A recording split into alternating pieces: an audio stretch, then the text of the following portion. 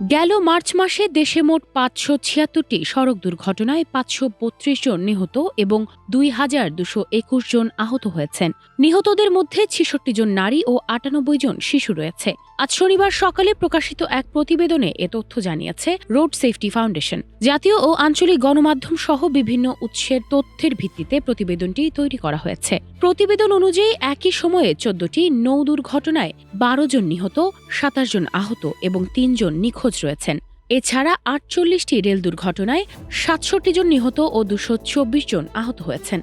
সড়ক দুর্ঘটনায় সবচেয়ে বেশি প্রাণহানি ঘটেছে মোটরসাইকেলে ২০৪ জন, এছাড়া বাসে ৪৫ জন, প্রাইভেট কার ও মাইক্রোবাসে ৪৬ জন এবং ৩ চাকার যানবাহনে ৯৪ জন নিহত হয়েছেন।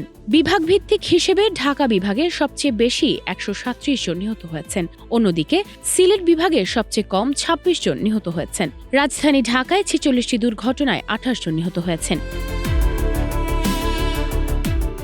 সংস্থাটি জানিয়েছে, অতিরিক্ত গতি, ত্রুটিপূর্ণ যানবাহন ও সড়ক এবং চালকদের বেপরোয়া মনোভাবই দুর্ঘটনার প্রধান কারণ। দুর্ঘটনা কমাতে প্রযুক্তি নির্ভর নজরদারি ও চালকদের প্রশিক্ষণের উপর গুরুত্ব দেওয়ার সুপারিশ করা হয়েছে।